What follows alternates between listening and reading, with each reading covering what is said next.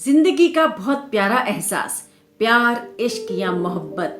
जी हाँ, ये वो एहसास है जिसने हर एक की लाइफ में कभी न कभी दस्तक दी है।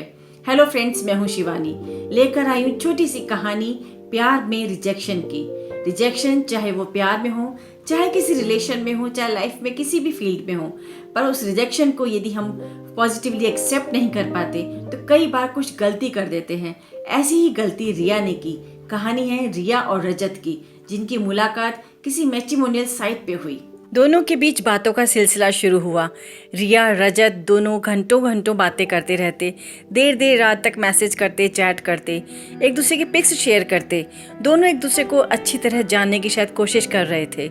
और जब बातों का सिलसिला बढ़ता गया, फिर दोनों ने प्लान किया क्यों ना एक बार मिला जाए। एक डेट फिक्स हुई और जब जिस दिन मिलना था, रिया उस दिन सुबह से बहुत खुश थी। क्या पहनूं, क्या ना पहनूं, कैसे हेयर स्टाइल रखूं। रजत भी काफ़ी खुश था, काफ़ी एक्साइटेड था। और जब दोनों मिले, दोनों ने बहुत अच्छा वक्त गुजारा, साथ में खूब बातें करी और बाय कह के जब अपने घर आ गए, रिया ने अपनी इस मुलाकात को अपनी बेस्ट फ्रेंड से शेयर किया। वो काफ़ी खुश थी, उसे रजत शायद पसंद बहुत आया था। और फिर एक बार एक दूसरे को और अच्छी तरह जानने के लिए एक बार कहीं और वापस कॉमन प्लेस पे मिलने का सोचा। मिले, एक दूसरे को जाना, बातें करी। और उसके बाद 2 दिन बाद उसके रजत का रिया के पास फ़ोन आता है कि रिया, मुझे नहीं लगता कि मेरी जो लाइफ पार्टनर सर्च जो मेरी थी वो पूरी हुई है, तो इसलिए बेटर है कि हम अब मिलना या बात करना छोड़ दें। तो रजत ने जब रिया को ऐसा बोला तो रिया ये चीज़ सुन नहीं पाई।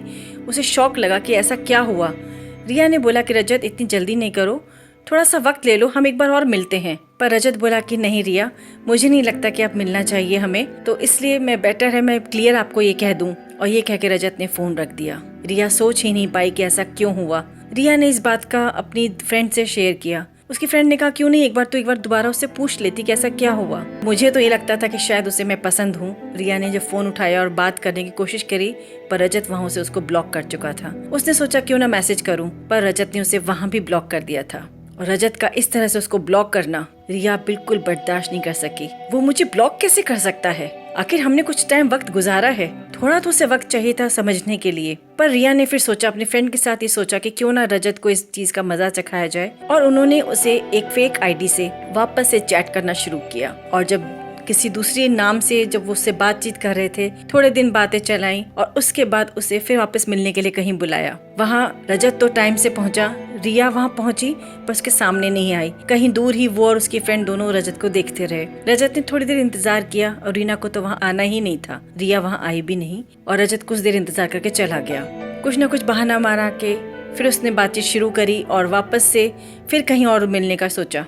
वहाँ भी रजत इंतजार करता रहा और रिया और उसके फ्रेंड दूर से उसको देखते रहे। रिया रजत के चेहरे पर आई परेशानी से रिया को बहुत खुशी मिलने लगी। शायद उसको उसमें जीत उसकी महसूस होने लगी कि रजत जो इतना परेशान था क्योंकि इसने मुझे ब्लॉक कैसे किया, शायद उसको ये फील होता था कि इसने मुझे डंप किया। नहीं, ऐसा नहीं था।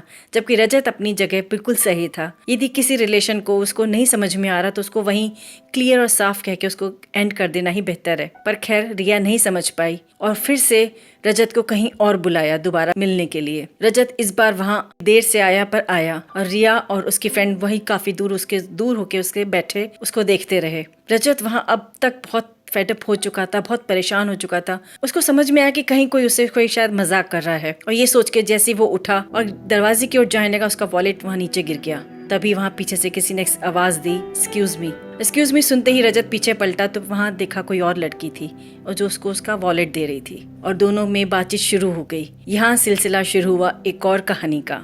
एक वो कहानी जो शायद रजत की सर्च, जो उसकी लाइफ पार्टनर की सर्च थी, वहाँ पे खत्म हुई।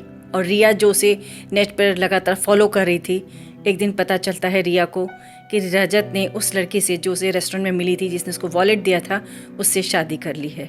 रिया को ये चीज़ शायद कहीं बहुत हर्ट हुई। उसे लगा कि उसने वक्त यूं ही जाया किया, शायद वो गलत ही थी।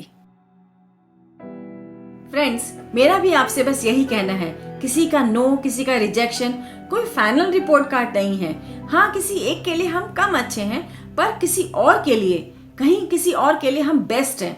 इसलिए लाइफ में किसी भी तरह के रिजेक्शन, चाहे वो रिलेशन में हो, चाहे वो लाइफ के किसी भी फील्ड में हो, उस रिजेक्शन को आप पॉजिटिवली उसको एक्सेप्ट कीजिए, क्योंकि ईश्वर भी कभी कोई एक दरवाज़ा खोले बगैर कोई दरवाज़ा बंद नहीं करता।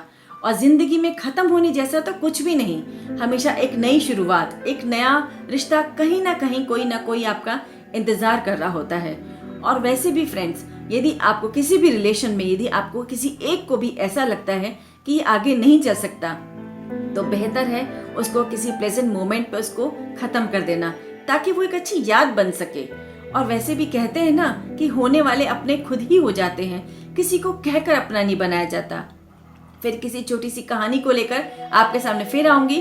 तब तक अपना ध्यान रखिए, मुस्कुराते रहिए और मुश्किलों को हराते रहिए। Take care, bye bye.